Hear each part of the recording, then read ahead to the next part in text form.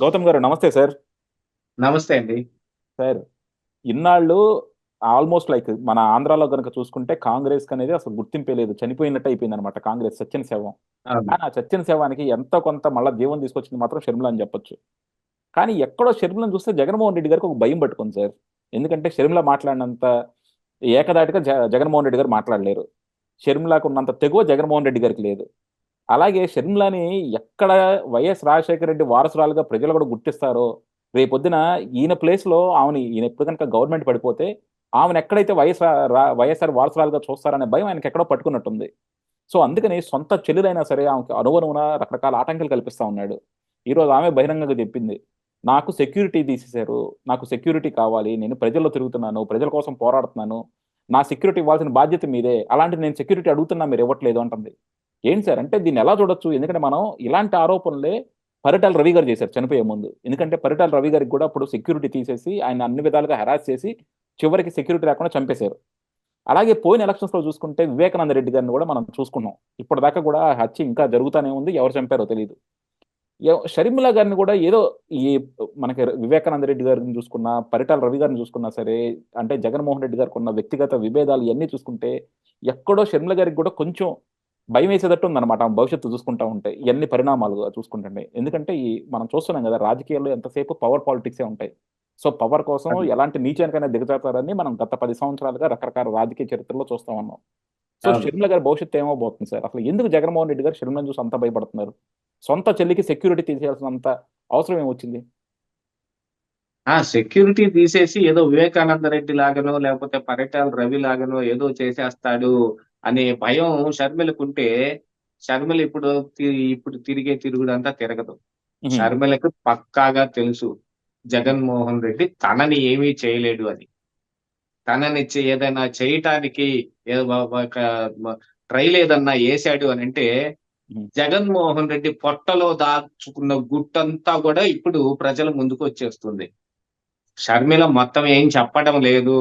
ఉహు, జగన్మోహన్ రెడ్డి గురించి అసలు చెప్పాల్సినవి ఏవీ చెప్పటం లేదు. జగన్మోహన్ రెడ్డి ఎలాంటి వాడు, ఏమేం చేశాడు, పాత సంగతులన్నీ తిరిగి చెబితే అప్పుడు జగన్మోహన్ రెడ్డి సంగతి బయటపడిద్ది. ఇప్పుడు జగన్మోహన్ రెడ్డి ప్రత్యేక హోదా ఎందుకు అడగటం లేదు? నేను రాజన్న బిడ్డని, ఇంత మాటకి ఇప్పుడు ఇయన్నీ పై పై షో డ్రామాలే. ఉహు. వాళ్ళిద్దరి మధ్య యాక్చువల్ గా జరిగిన వ్యవహారాల్లో నుంచి షర్మిలకు తెలిసిన అనుపానాలు వీటన్నిటి మీదన జగన్మోహన్ రెడ్డి భయపడుతూ ఉన్నాడు. అవన్నీ ఎక్కడ బయట చెప్పేస్తుందేమోనని. దానికోసం మరి ఏదన్నా ప్రయత్నం చేస్తే చెయ్యొచ్చేమో. లేకపోతే వేరెవరన్నా చేసి ఈయన మీద కూడా ఎయ్యొచ్చేమో. అదేం చెప్పగలిగేది ఏం లేదు గదా! ఉహు. కానీ నిజంగా ఆవిడకి థ్రెట్ ఉందని ఆవిడ భయపడితే ఇప్పుడు ఇప్పుడు చేస్తున్న ఈ పర్యటనలు ఏమీ చేయదు. ఎందుకంటే ఏం చేయగలడు? ఎలా చేస్తాడు? అనేది ఆవిడకి బాగా తెలుసు. జగన్మోహన్ రెడ్డికి సోదరి అంటే అంటి పెట్టుకొని పెరిగొచ్చింది. అతను చెయ్యి పట్టుకోనో, పక్కన భుజం భుజం రాసుకుంటూనో అతనితోటి అంటి పెట్టుకొని పెరిగొచ్చింది. షర్మిలకి కాక ఇంకెవరికి తెలుస్తుంది? వివేకానంద రెడ్డికైతే తెలిసే అవకాశం లేదు. పరిటాల రవి అంటే సంగతి తీసేయండి. అప్పుడున్న దీంట్లో ఆళ్ళు ఎవరెవరు ఏమేం చేశారనేది.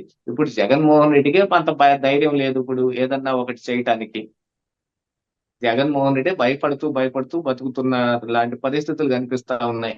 నేను ఇన్ని సార్లు బటన్ నొక్కాను. మీరు 2 బటన్లు నొక్కండి ప్లీజ్ అని అడుక్కునే లాంటి పరిస్థితులొచ్చాయి. ఇప్పుడు ఆయన కూడా సిద్ధం సభలు పెట్టుకొని ఊరి మీద పడిపోతా ఉన్నాడు. ఉహు. ఈ షర్మిల అంటే ఇప్పుడు కొత్తగా కాంగ్రెస్ పార్టీలోకి వచ్చింది. పిసిసి అధ్యక్షురాలు కూడా అయింది. ఆహ్, నా వల్లే అసలు తెలంగాణలో కాంగ్రెస్ పార్టీ గెలిచింది అని ఉహు. చెప్పుకుంటానికైనా ఒక అంశం ఉందిగా. అవును. ఆవిడ వల్ల గెలిచిందా? రేవంత్ రెడ్డి వల్ల గెలిచిందా? టీడీపీ వల్ల గెలిచిందా? లేకపోతే కేసీఆర్‌ని వ్యతిరేకించే వాళ్ళందరూ కలిసి గెలిపించుకున్నారా? అన్ని అంశాలు తీసేసుకుంటే ఆవిడ చెప్పుకుంటానికి మాత్రం ఆ ఒకటుందిగా. నా వల్లనే కాంగ్రెస్ పార్టీ తెలంగాణలో గెలిచిందని చెప్పుకునే అవకాశం ఆవిడకుంది గదా! దాన్నే వాడుకుంటుంది. దాంతో పాటుగా ఇప్పుడేంటంటే, జగన్మోహన్ రెడ్డి అనుపానాలన్నీ ఆవిడకి తెలుసు కాబట్టి, ఎక్కడేమన్నా బయట పెట్టిద్దేమో అని ఆయన భయపడుతూ ఉన్నాడు. ఆ భయాన్ని ఈవిడ ఇంకొంచెం క్యాష్ చేస్తా ఉంది. నన్నేమైనా చేసేస్తారేమో! నన్ను మా మా బాబాయ్ లాగా ఏదైనా చేసే అవకాశాలు ఎందుకు లేవు? అనే అనుమానాన్ని గనక ప్రజల్లోకి చొప్పించారనుకోండి, అక్కడ ఆవిడ సక్సెస్ ఆధారపడి ఉంది. సభలకి ఎక్కువ మంది రావటం మొదలు పెడతారు. షర్మిల అంటే ఎక్కువ అభిమానం చూపించటం మొదలు పెడతారు. ఇప్పుడు ఆల్రెడీ ఈ సజ్జల భార్గవరెడ్డి, ఈ వైఎస్ఆర్ సోషల్ మీడియా వీళ్ళందరూ కలిసి చేయాల్సిన పెంటంతా చేశారు.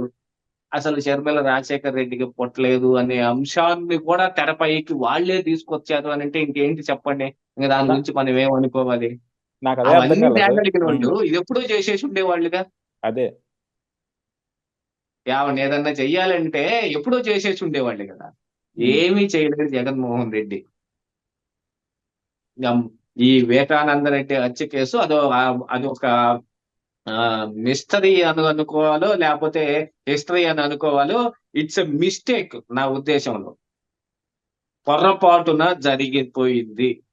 ఇక కోడికత్తి అంశం అంటే పీకే పుట్టిచ్చింది. ఆయనకి గుర్చిచ్చుకునేంత ధైర్యం గూడా ఏం లేదు. ఆయన కోర్టుకు రాందే అక్కడ గాయం గూడా లేదు. ఇప్పుడు కోడికత్తి దిగితే 3 అంగుళాలు లోపలికి దిగితే ఎంత గాయం అవుతుంది? ఆ గాయం తాలూకు మచ్చ ఎలా ఉంటుంది అనేది అందరికి తెలిసిందే గదా! అది చూపించాల్సొస్తే ఏముండదు అని ఆయన కోర్టుకు రావటం లేదని ఆహ్, మన కోడికత్తి సీను త తరపు లాయర్ సలీం గారు అదే వాదిస్తారు. ఉమ్. రా కోర్టుకు రావాలి, గాయం చూపించాలి అని. ఏం చూపిస్తే ఏమవుతుంది? దిగిందనుకోండి, చూపిస్తే ఏమవుతుంది? అసలు అసలు కోడికత్తి ఎందుకొచ్చింది చెప్పండి? ఉమ్, అది జరగాల్సింది ఎయిర్‌పోర్ట్‌లో అని ఒక క్రియేట్ జేశారు. నెయిల్ కట్టర్‌లో ఉండే కత్తి అన్నారనుకోండి. నెయిల్ కట్టర్ అనగానే దానికి పేరేంటి? ఏమైపోతుంది చెప్పండి? అది డైలీ యూసేజ్‌లో డొమెస్టిక్‌లో ఉండే ఒక చిన్న ఆపరేటర్సు, నెయిల్ కట్స్ చేసుకునే ఆపరేటర్సు. అందులో కత్తుంటది గానీ, దాంతో ఏం ప్రమాదం అని డిస్కస్ జేసుకుంటారు. అదే ఆ ఎయిర్‌పోర్ట్‌లోకైతే ఇంతింత పెద్ద లాంగులు, పట్టా కత్తులు ఇయన్నీ తీసుకెళ్ళలేదు గదా! రాజులు తిప్పినట్టు. కత్తి కాంతారావు లాగా కాంతారావు గారు తిప్పిన కత్తులేం తీసుకెళ్ళలేదు గదా! అందుకని ఒక చిన్న డ్రామా. కోడి కత్తి అసలందుకే వచ్చింది. కోడి కత్తి. ఉమ్, కత్తుందందులో. ఉమ్, షార్ప్‌గా ఉంటుంది. కోడ్లు కాలు గట్టి కొడితే ఎదురు కోడి చచ్చూరుకుంటుంది. అలాంటిది ఇప్పుడు ఏమైనా జరగొచ్చు. అంటే ఆయన చేతిలోనే ఎందుకు పొడిచాడండి? ఉమ్. చేతికి, గుండెకి ఎంత దూరం ఉంది?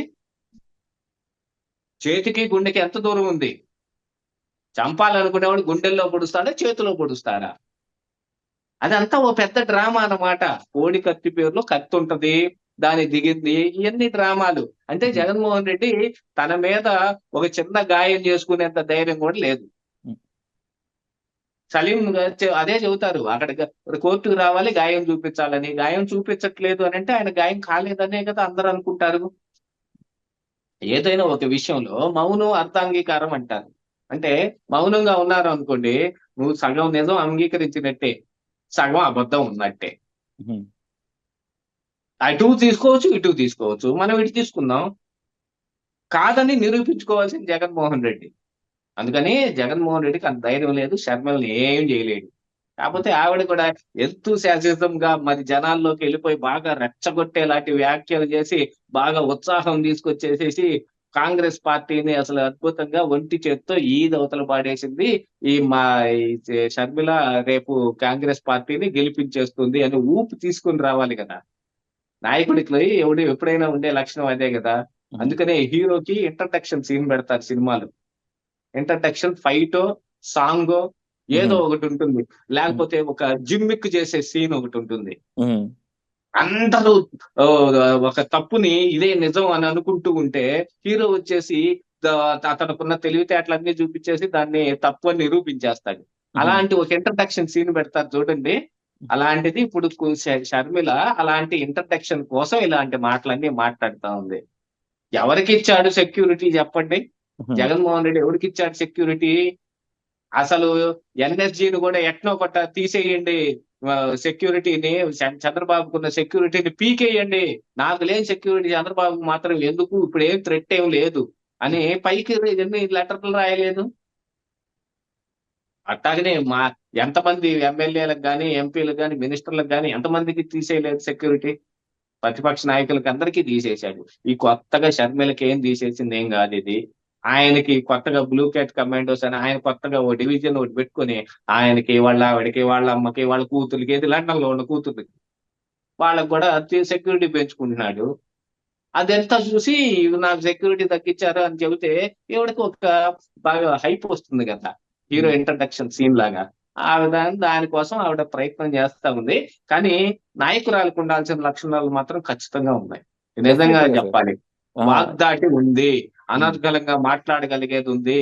ఎన్ని అంశాలనైనా సరే మైండ్ లో పెట్టుకుని వరుసగా చెప్పగలుగుతుంది. ఇప్పుడు ఎనలిస్టులు మిగతా వాళ్ళకి ఏంటి డిఫరెన్స్ అండి? ఉమ్, మీరు ఏదన్నా టపటపా మీరు 15 క్వశ్చన్లు రెడీ చేసుకున్నారనుకోండి. దాన్ని ఉమ్, మీరు కనీసం చూసన్నా ప్రశ్నించే అవకాశం ఉంది. కానీ అనలిస్ట్ కి అవకాశం ఉండదు కదా. ఆ అవును. క్వశ్చన్ అడగంగానే ఆ ఉమ్, విషయాలు తాలూకు ఇయన్నీ మైండ్ లోకి తెచ్చుకుని దాని మీద అతని పాయింట్ ఆఫ్ వ్యూ ఏంటి అని ఎక్స్‌ప్రెస్ చేయాల్సిన అవసరం ఉంటది కదా.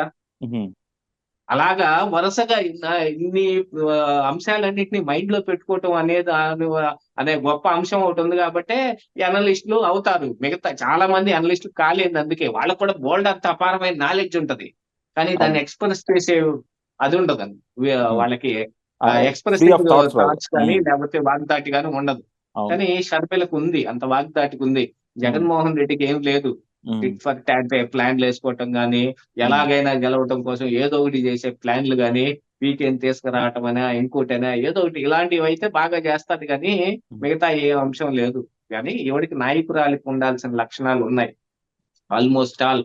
ఈ ఈ కాంగ్రెస్ పార్టీ ఇక ఏంది శిలాజాల్లో కలిసిపోవాల్సింది. అవును. అప్పుడెప్పుడో ఆహ్, 10,00,00,000 కోట్ల సంవత్సరాల కిందట డైనోసార్ గుడ్డొకటి పెడితే అది మంచులో మునిగిపోయి ఉండి మొన్నటికి మొన్న బయటకొస్తే అందులో దాన్ని పొదిగిచ్చే డైనోసార్ పిల్ల పుట్టిందన్నట్టుగా ఇప్పుడు కాంగ్రెస్ పార్టీలో కూడా జీవం మళ్ళీ వస్తా ఉంది. మళ్ళీ కాంగ్రెస్ పార్టీకి అవకాశాలు కనిపిస్తా ఉన్నాయి. వైఎస్ఆర్ కాంగ్రెస్ పార్టీలో సీట్లు రానోళ్ళందరూ షర్మిలొచ్చింది కాంగ్రెస్ పార్టీలోకి మనమ్మాయే అనుకుని పరిగెత్తుకుంటూ వెళ్ళే అవకాశాలు కనిపిస్తా ఉన్నాయి.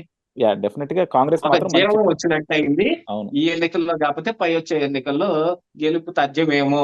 వాళ్ళు ఆ! కూడా సీఎం ఎవరన్నా అయితే అప్పుడు మళ్ళీ కొట్లాడుకోవచ్చు. హుహు.